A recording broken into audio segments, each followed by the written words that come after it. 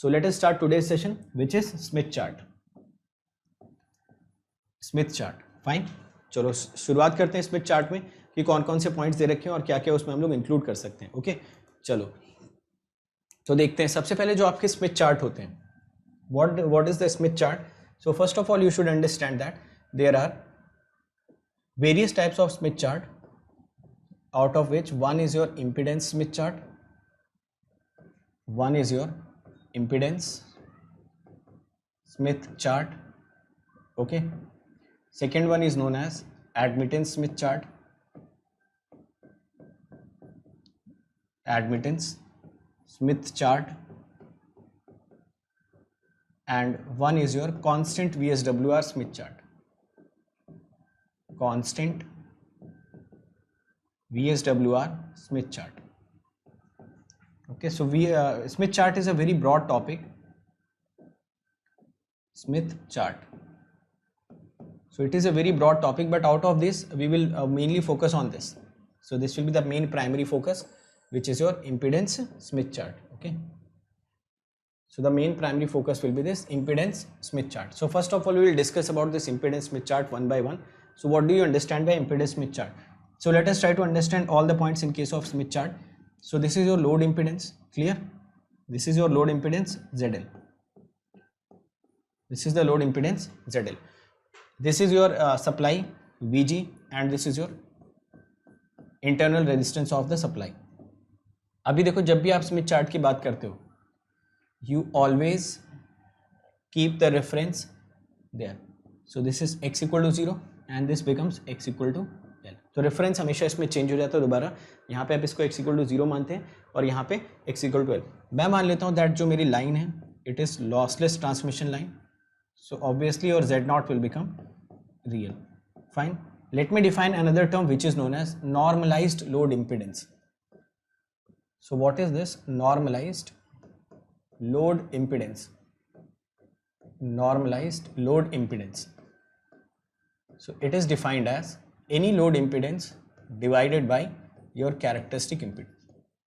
So this terms now further onwards will be defined as your ZL by Z naught. Remember this ZL might be complex in nature. इस ZL को आप complex ले सकते हैं, but your Z naught will always be real in nature. So this can be complex or it can have some RL plus JXL type nature. Fine, or JX I should say. So this will have some R plus JX type nature. ठीक है, but the analysis of the Smith chart depends totally upon that how you define your normalized load impedance. So in case of this impedance Smith chart, we are taking the normalized load impedance as ZL by Z naught, where Z naught is real and ZL may be real, ZL might be complex, ZL may be purely imaginary. So that we totally leave on the parameter of the ZL. So एक एक करके इसके analysis start करते हैं. देखो सबसे पहला point अगर आप यहाँ पे देखें तो मैं क्या करना चाहता हूँ, I want to calculate the reflection coefficient at the load. So hopefully everyone can calculate the reflection coefficient at the load. So what will be the value of gamma V if you calculate? So the value of gamma V becomes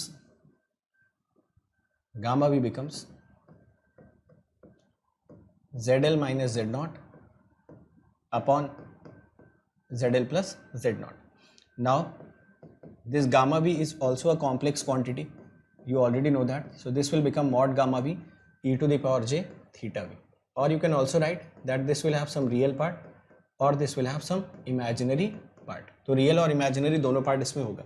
अभी जो gamma भी आपने लिखा है, let me modify this thing like this. तो मैं इसको normalized impedance के फॉर्म में लिखना चाहता हूँ, and this quantity becomes ZL minus Z naught upon ZL plus Z naught को मैंने लिख दिया ZL by Z naught minus 1 upon ZL plus Z naught plus 1. तो ये पूरी क्वांटिटी मैंने ऐसे लिखी. अभी जो क्वांटिटी आपने यहाँ पे लिखी हुई है, in this quantity what you can do, in this gamma V is now written as gamma R plus j gamma I.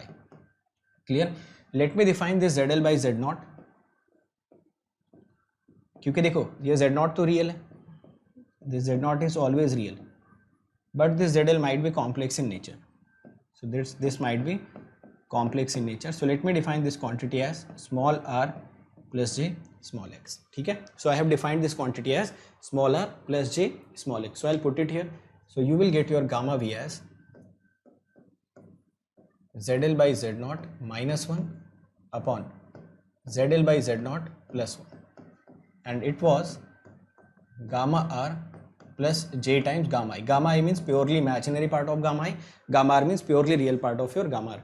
तो अभी यहाँ पे हम लोग क्या करना चाहते हैं, actually we want to write the value of this normalized impedance there. So this becomes small r plus j small x minus 1 upon small r plus j small x plus 1, and this becomes equal to gamma r plus j times gamma I. अब देखो यहाँ पे दोनों side में आपको real और imaginary part दिख रहे होंगे, ठीक है. सो this is just a complex parameter, you just have to multiply with the complex conjugate part of this denominator, और रियल और इमेजिनरी पार्ट को आप इक्वेट कर लीजिए. तो दोनों साइड में हम लोग क्या करना चाहते हैं, we want to compare real and imaginary part on both sides. So real and imaginary part on both sides. So this is something which we want to compare. तो जब आप real और imaginary parts को दोनों sides से compare करोगे, so you will get two expressions. So you will be getting two expressions. The first expression will be gamma r minus small r upon r plus 1 whole square plus gamma I square equal to 1 upon r plus 1 whole square. This is the first expression, and the second expression that you will get is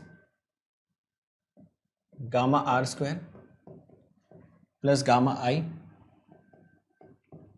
minus 1 by small x square equal to 1 by small x square. So these two expressions you are going to get. So as you can see, if I give you the plane, so let me give you a plane which is your, जैसे xy plane होता है वैसे एक मैं आपको plane अगर दे दूं यहाँ पे, gamma r gamma I plane. So this plane is gamma r and this plane is gamma I. So let me call this plane as gamma r gamma I complex plane.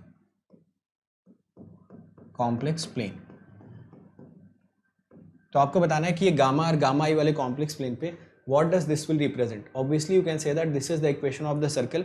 If you consider this quantity to be x, this quantity to be y, so this is representing a circle. Similarly, on the similar basis, if you want to calculate this quantity gamma r minus r upon r plus 1 gamma I, so you can see that this is giving you the equations of the circle.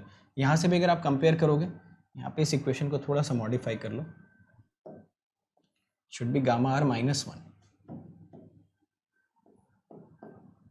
So this should be gamma r minus 1. ठीक है, इसको capital R लिख लेते हैं because it is representing the real part. Rest is okay. ठीक है, चलो, तो ये चीज़ हम लोगों ने यहाँ पे लिख ली. अब यहाँ से आपको एक इंपॉर्टेंट चीज़ नोटिस करनी चाहिए, that this particular expression will always give you what? This will always give you the equation of the circle, and this will also give you the equation of the circle. But we want to analyze another thing, which is your ZL by Z naught. So what is this ZL by Z naught? It is small r plus j times small x. तो अभी आपको बताना है कि यहाँ पे जो small r represent कर रहा है, ये क्या रिप्रेजेंट कर रहा है?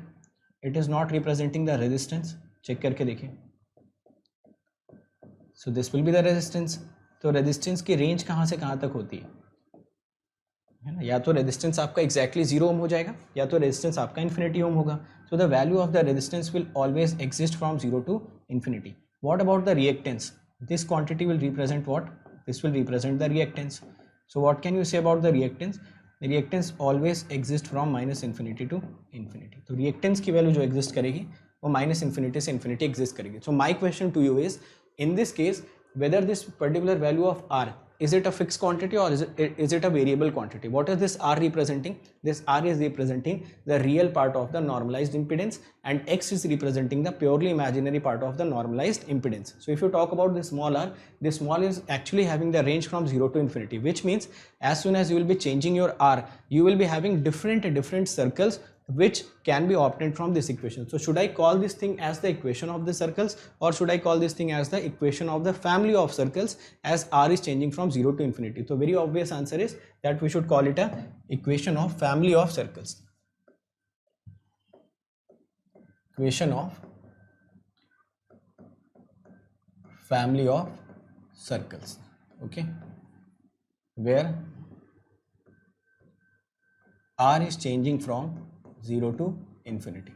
तो r अगर आपका 0 से इन्फिनिटी चेंज होगा तो ये आपका पूरा का पूरा एक फैमिली ऑफ सर्कल्स के फॉर्म में कन्वर्ट होता रहेगा. Similarly what about this, this thing will also give you the family of circles, this will also give you the family of circles where x can change from minus infinity to plus infinity. ठीक है, so these two things everyone should understand that these two equations are not just giving you the single circle, rather they will give you the multiple circles, or you can say that the family of circles as soon as you will be changing your r from 0 to infinity. Similarly, if you are changing your x from minus infinity to infinity, you will be having a family of circles, which means lot of circles will be present there. चलो एक एक करके इन दोनों के analysis करते हैं. ऊपर वाली जो इक्वेशन आई है इसको बोलते हैं constant are circle, which means every constant value of R give you a single circle. नीचे वाले को बोलते हैं constant X circle, which means every single constant value of X will give you the circle. What is small R? You have to remember small R is the real part of normalised load impedance, and what is small X? It will give you the purely imaginary part of the normalised impedance. तो हमें अगला देखना what is constant are circle. So first of all the equation, what is the equation of the constant are circle.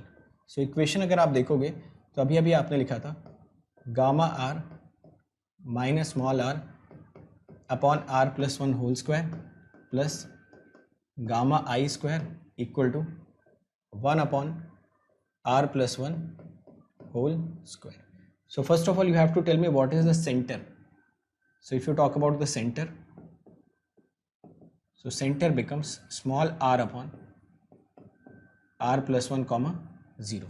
देखो अगर centre में आप देखो ये पॉइंट हमेशा 0, मतलब अगर आपको r को वेरी कराते जाएंगे in that particular part your gamma I portion should always be 0, or you can say that the center will always exist on real gamma axis. Center will always exist on real gamma axis, gamma r axis. Center हमेशा वहाँ पे लाई करेगा. What about radius? So let me talk about the radius also. So radius you are getting it as 1 upon r plus 1. ये आपका radius आ गया. अब इसमें range भी आपको यहाँ पे mention करनी चाहिए that your range of your r will be from 0 to infinity. So this will be the range of r. So let me give you some typical examples from this table. You will be understanding that what are the points that you should. तो मैं यहाँ पे आपको कुछ points देता हूँ small R की values, उनके बेसिस पे रेडियस और सेंटर का डिसीजन लेते हैं. ठीक है, तो देखो यहाँ पे रखते हैं रेंज स्मॉल आर की. So this is small R, this will become centre, and from here let me write it as the radius. So if I take the value of small r as 0, देखो अगर आपने small r की value 0 लिख ली तो centre देखो मैं यहाँ पे लिख भी देता हूँ आपकी कन्वीनियंस के लिए, that your centre is small r upon r plus 1 comma 0 and your radius is 1 upon r plus 1. ठीक है, ऐसा कुछ है.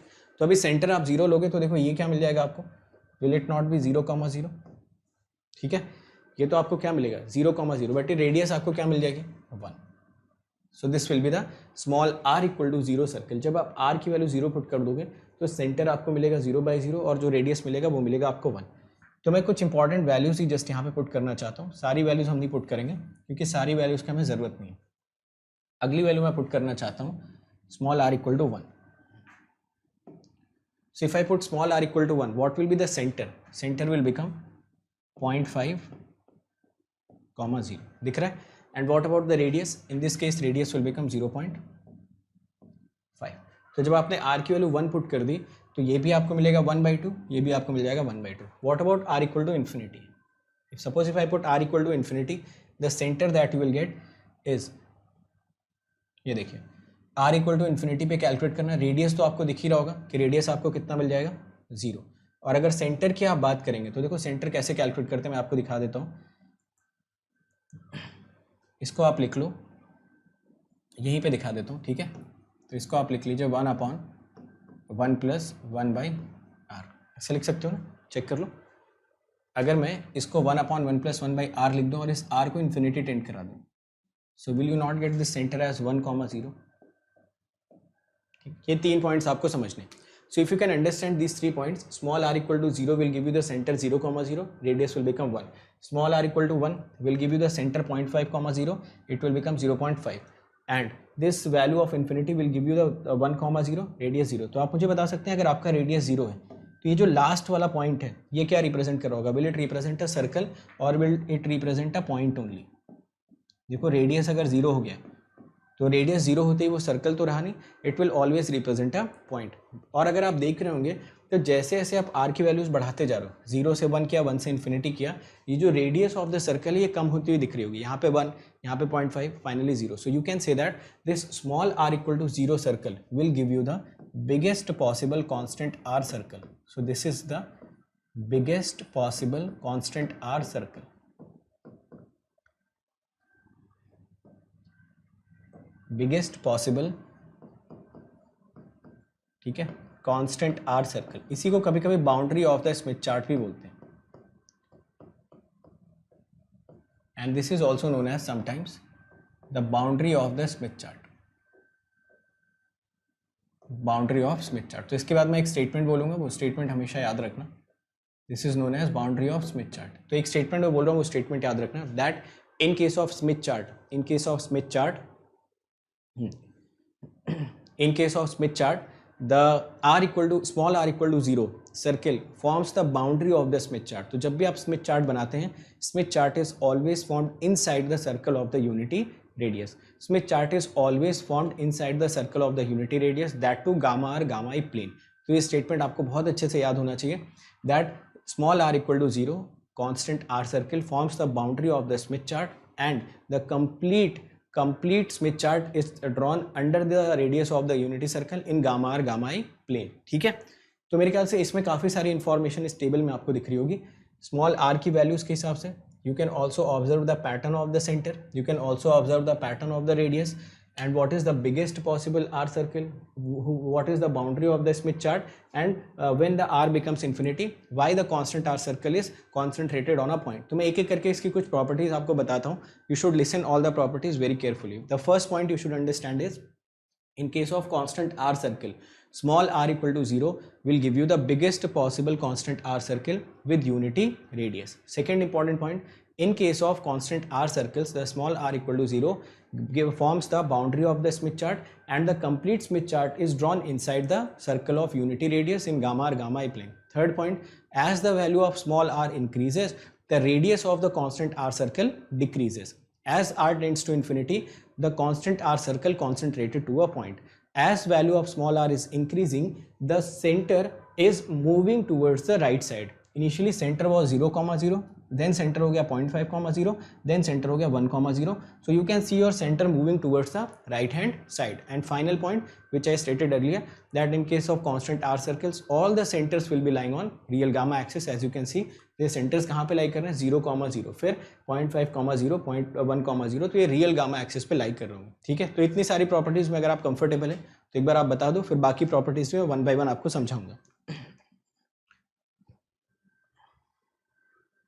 चेक कर लो, समझ आ गई सारी प्रॉपर्टीज?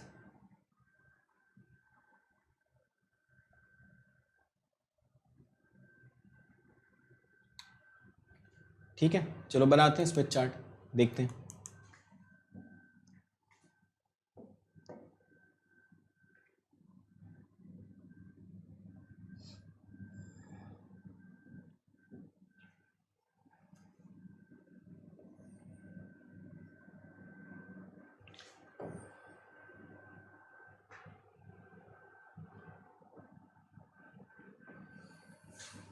अब इसको थोड़ा ध्यान से समझ लेना यार, okay, this is very important. This is your gamma r, this is your gamma i, ये गामा आर, ये गामा आई, ये उसका centre. Okay, let me call this thing as gamma are, gamma I plane. यहाँ नीचे मैं लिख देता हूँ, it is your gamma I plane. जैसे एक्स वाई प्लेन होता है ना, जैसे एक्स वाई प्लेन होता है, जैसे आपके कॉम्प्लेक्स प्लेन्स होते हैं, वैसे ये भी जस्ट एक कॉम्प्लेक्स प्लेन है. This gamma r is real part of your gamma, real part of gamma, voltage reflection coefficient at load. This is representing imaginary part of gamma, which is voltage reflection coefficient at the load. तो just ये दोनों points यहाँ पे लिखे हुए, ये आपका centre है 0,0 पे. ठीक है, अब एक एक करके बनाना शुरू करते हैं सर्कल्स.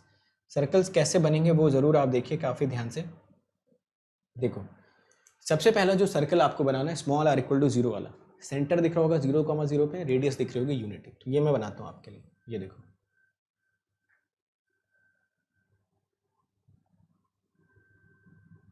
ये आपका सर्कल. इसको आप क्या बोलेंगे? You will call this thing as small r equal to 0. इस सर्कल की खासियत क्या है कि इसका सेंटर तो 0,0 पे है, और ये वाला पॉइंट कहाँ से पास होगा, क्योंकि रेडियस यूनिटी है. So obviously this point becomes 1,0, है ना. तो ये पूरा का पूरा आपका बना स्मॉल आर इक्वल टू 0. यही होती है आपके स्मिथ चार्ट की बाउंड्री. स्मिथ चार्ट इसके बाहर नहीं जा सकता. जब भी आप स्मिथ चार्ट का डायग्राम बनाते हैं, this is the boundary, this is the biggest possible are circle having the radius of unity. तो ये वाला पॉइंट अगर 1,0 आ गया तो ये वाला पॉइंट कितना हो जाएगा? This will become -1,0. इस पॉइंट को क्या लिखोगे?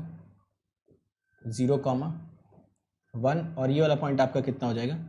0,-1. तो ये सारे पॉइंट्स आप देख सकते हो. तो ये सारे पॉइंट जनरली हम लोग शो नहीं करते हैं. ठीक है, जनरली हम लोग ये सारे पॉइंट्स शो नहीं करते हैं. तो ये पॉइंट्स मैं हटा देता हूँ यहाँ से. बट आपके लिए आपको जस्ट याद होना चाहिए ये सारे पॉइंट्स दिखते कैसे हैं. ठीक है, चलो ठीक है. अब अगले पे आते हैं. नेक्स्ट में अगर मैं आर की वैल्यू 1 पुट कर दूंगा तो सेंटर देखो 0.5 हो गया, और ये भी रेडियस भी 0.5 हो गया. तो ये वाला सर्कल आप देखना कैसे बनेगा. ये मैं कलर चेंज करके बना के दिखाता हूँ आपको. ये देखो, ये कुछ ऐसा दिखना चाहिए आपको.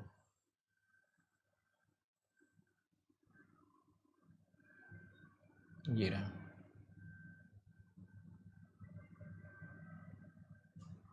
ये सर्कल आपको ऐसा दिखना चाहिए. इस केस में अगर इस सर्कल के बारे में आप आइडेंटिफिकेशन लेते तो ये पॉइंट और ये पॉइंट से तो ये पास करते ही करता, इसका सेंटर कहाँ पे आ जाता? 0.5, 0 पे आ गया इसका सेंटर. दिख रहा है सबको इसका सेंटर?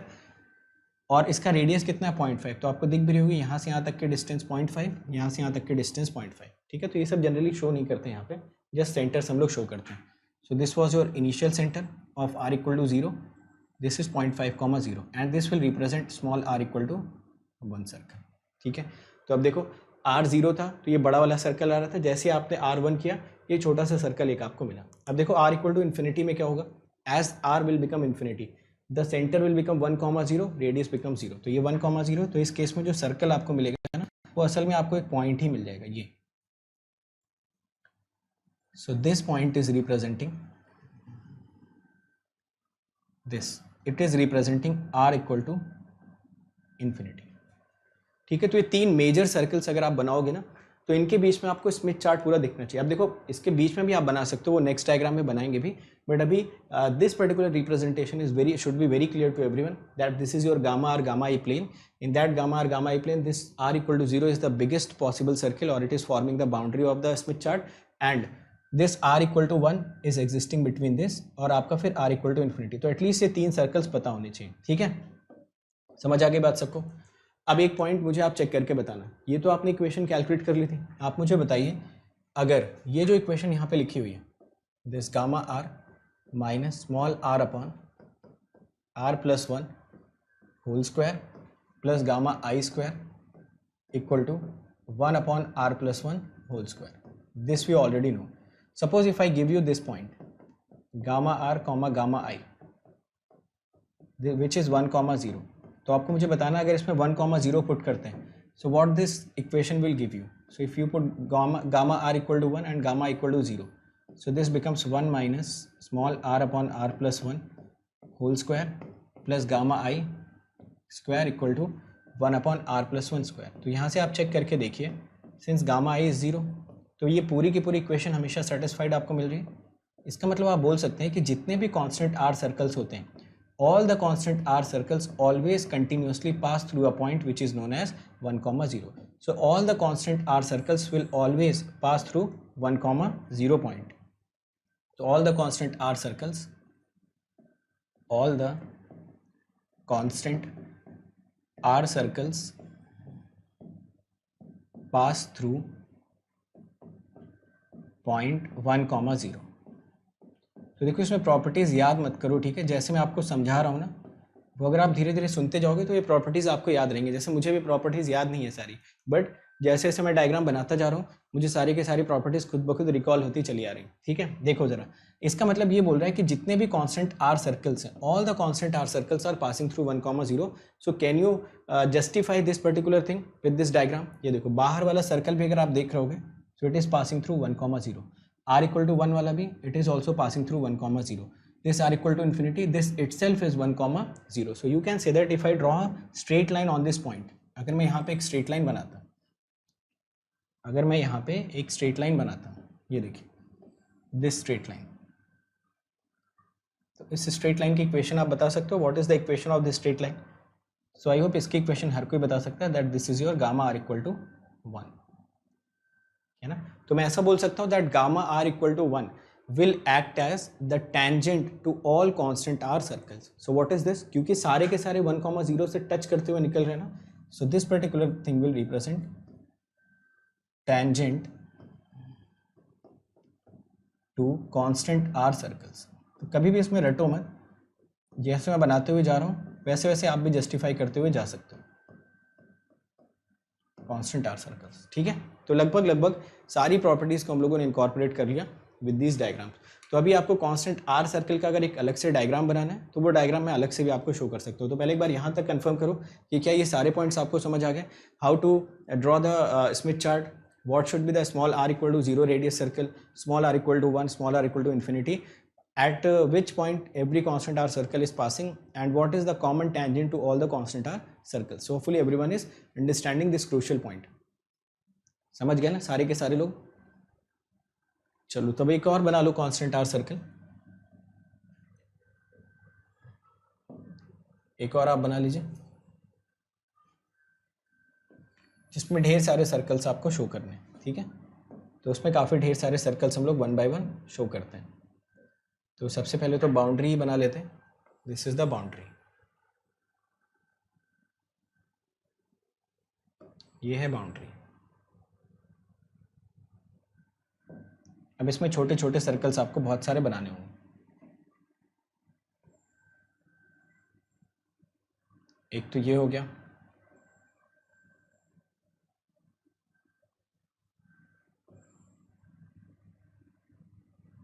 तो छोटे छोटे ढेर सारे सर्कल्स आप बना दीजिए।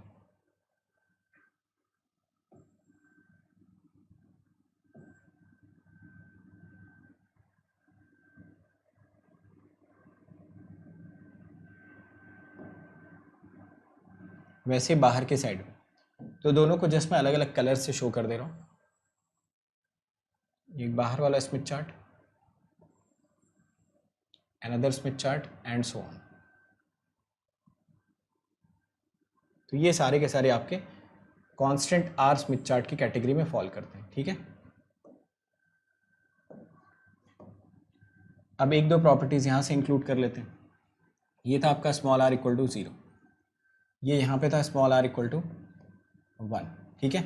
यहाँ से अगर आप मेंशन करते तो देखो दो तरीके के आपको कांस्टेंट आर सर्कल्स देखने चाहिए, दो रेंज में आपको देता हूँ यहाँ पे, और इनसे मैं आपको कुछ क्वेश्चंस पूछता हूँ, gamma r and it is your gamma i. So you have to tell me if your are is lying between 0 to 1,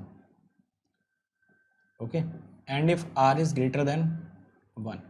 तो इन दोनों ही केसेस में आपको बताना है कि जो कांस्टेंट आर सर्कल्स आ रहे थे वो कौन कौन से क्वाड्रेंट में लाई कर रहे हैं, ये आपको चेक करना है। चेक करके देखिए, आर जब 0 से 1 के बीच में लाई कर रहा था तो सारे के सारे सर्कल्स देखो कौन से थे, ये ब्लैक वाले और ये रेड वाले, क्या ये चारों क्वाड्रेंट्स में लाई कर रहे हैं, first quadrant, second quadrant, third quadrant, fourth quadrant, yes और no. So if your are is changing between 0 to 1, then your Smith chart is lying in all the possible 4 quadrants, first, second, third and fourth, है ना। जैसे ही are की value ज़्यादा हुई तो ये blue lines देखिए आप, ये देखो कौन कौन से क्वाड्रेंट में, फर्स्ट फोर्थ, फर्स्ट फोर्थ, तो they are lying in first and fourth quadrant. So this property is also asked sometimes, कभी कभी ये भी पूछा जाता है कि अगर आपका स्मॉल आर का रेडियस 0 से 1 के बीच में है तो उस केस में कितने क्वाड्रेंट्स में लाई करेगा, और अगर एग्जैक्टली 1 हो जाता है, 1 से बड़ा हो जाता है, तो वो कितने क्वाड्रेंट्स में लाई करना चाहिए। ठीक है, ऐसा। ठीक, तो almost all the properties you are now done with. तो मैं सारी प्रॉपर्टीज वन बाय वन एक बार बोल देता हूँ, आप वो सारी प्रॉपर्टीज समझिए और उनका एक एक करके आप आंसर कर सकते हैं। क्लियर? चलो, तो फिर से मैं सारी चीज़ें आपको दिखा देता हूँ। What did we do? This was the constant r circle, this is the equation of the constant r circle. We first of all identified the center and the radius. Then we said that center will always exist on the gamma r axis or the real gamma axis. Then we computed that all the constant r circles are actually passing through the point 1 comma 0, because as soon as you are putting your point 1 comma 0, this particular thing is satisfying the equation of the circle itself. तो किसी भी point को put करने से अगर circle की equation बार बार satisfy हो रही है, इसका मतलब सारे के सारे family of circles उस point से pass करते हुए दिखने चाहिए आपको। फिर एक टेबल बना के यहाँ पे कुछ क्रूशियल पॉइंट्स जैसे कि 0, 1 और इन्फिनिटी पे हम लोगों ने सेंटर और रेडियस का अंदाजा लगा लिया। So as we calculated the centre and radius, first of all we made this Smith chart in which only I have given you 3 circles corresponding to r equal to 0, corresponding to r equal to 1 and corresponding to r equal to infinity. So only 3 circles you should identify here, and you should also understand that all the circles are passing through the 1 comma 0 and gamma r equal to 1 is the common tangent to all the possible circles. Then I gave you the complete constant r circles in which the radius of the r circles should be contracting towards the point 1 comma 0. So this is the point 1 comma 0.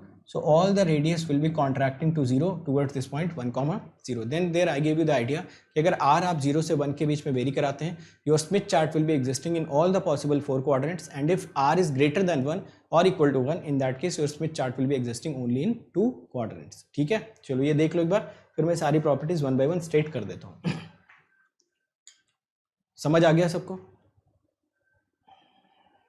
Okay, तो मैं सारी properties आपके लिए एक बार बोल देता हूँ और आप उस चीज़ को कंफर्म भी कर दो कमेंट सेक्शन में कि आप सारी प्रॉपर्टीज़ में कंफर्टेबल हैं।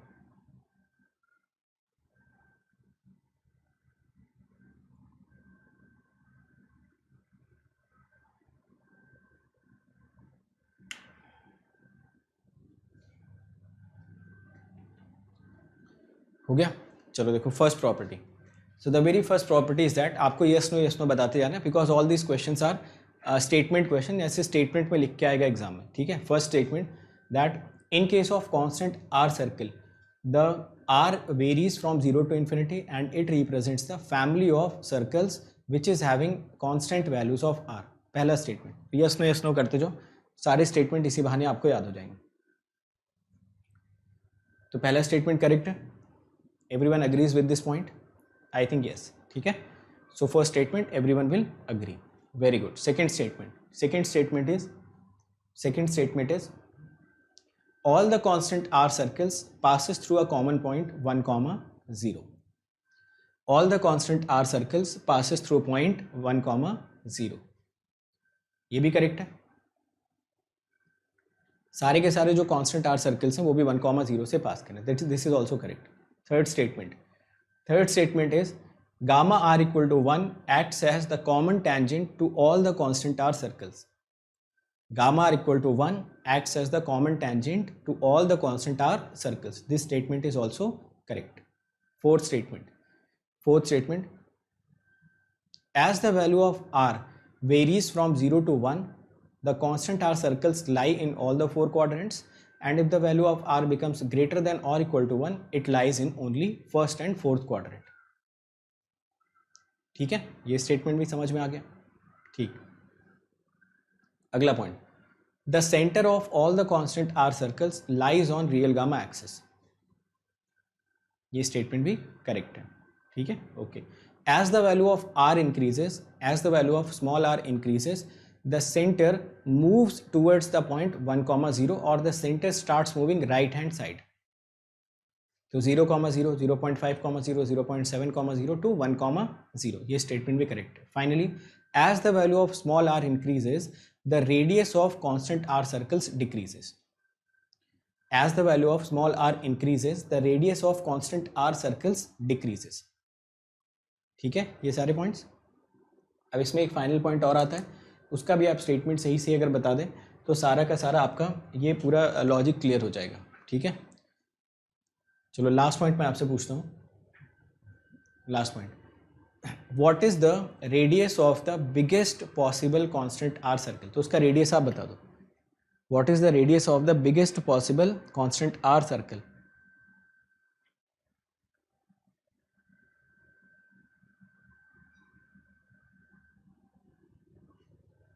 वन, ठीक है, बस इतनी सारी प्रॉपर्टीज़ आपको याद होनी चाहिए, तो इसमें कुछ याद रखने की ज़रूरत नहीं। अगर आप चाहें तो ये सारी प्रॉपर्टीज़ खुद से भी लिख सकते थे, या फिर यहीं से सारी की सारी प्रॉपर्टीज़ को आप जज कर सकते हो, ठीक है। कुछ इंपॉर्टेंट प्रॉपर्टीज़ मैं लिख देता हूँ यहाँ पे, out of these the first property is small r equal to 0 represents biggest possible constant are circle, okay. तो ये जो आएगा यहाँ से सेंटर आपको मिलता है 0,0, रेडियस मिल जाती है 1। सेकेंड इंपॉर्टेंट पॉइंट, तो ये पहला इंपॉर्टेंट पॉइंट था। Second important point, all constant r circles, all constant R circles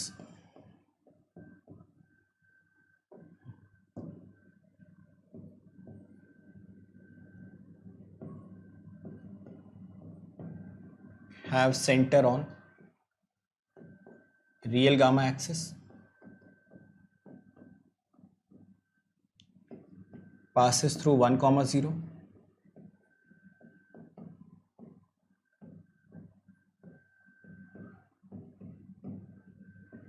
have common tangent,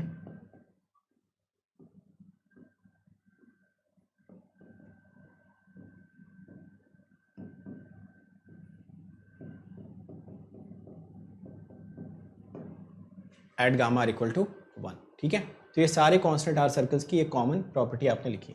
point number 3, point number 3,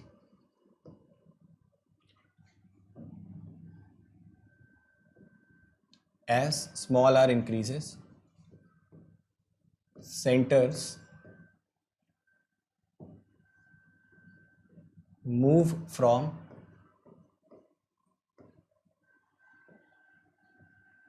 0,0 to 1,0, ये इनका मूवमेंट होता है सेंटर्स का, 0,0 से 1,0। चौथा पॉइंट, चौथे पॉइंट में बोल रहा है as small r increases, radius of constant r circle decreases, radius of constant r circle decreases।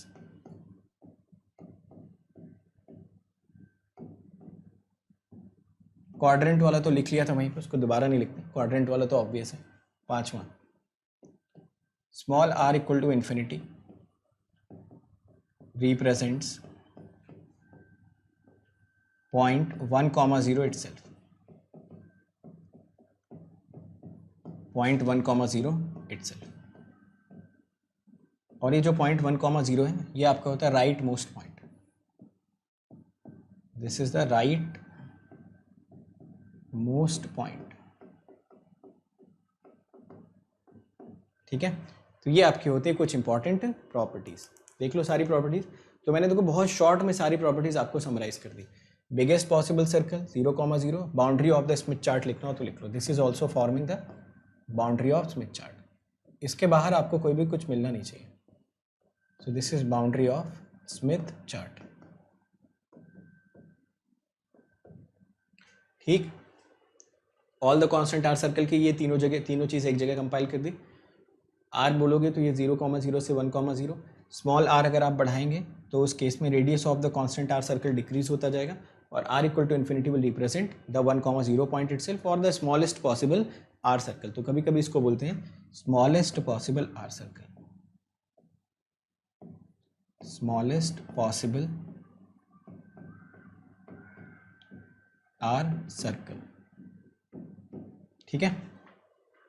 चलो, तो टाइम भी हो गया, अभी 8:15 से हम लोग नेक्स्ट सेशन स्टार्ट करेंगे। In that we will discuss about constant x circles, and then we discuss the some common properties to both of the circles. फिर एक क्वेश्चन करेंगे और फिर आज का सेशन हम लोग ख़त्म करेंगे, ठीक है? तो आज के सेशन में इतना ही. बाकी नेक्स्ट हाफ में we have to discuss constant arc x, properties of constant x, and some common properties to both x and r circles. Okay, It's time to experience something glorious.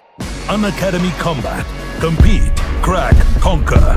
A challenging gate contest engineered to give you an experience like none other. where you put your knowledge to test. and battle it out with the best. To bring out the best in you, Unacademy Combat is the most competitive, gamified contest for gate till date, with the best of the questions by best educators. With detailed video solutions from top educators right after each contest. Combat live with peers to get real-time rankings and win big. Participate in every contest to improve your ratings. Challenging contests every fortnight or alternate Sunday. Live ranking after every question. Big rewards for top rankers. Your passion to crack gate deserves this. Your hard work towards your dream deserves this. Fuel your inner fire for the ultimate gate challenge. Unacademy Combat. Register now.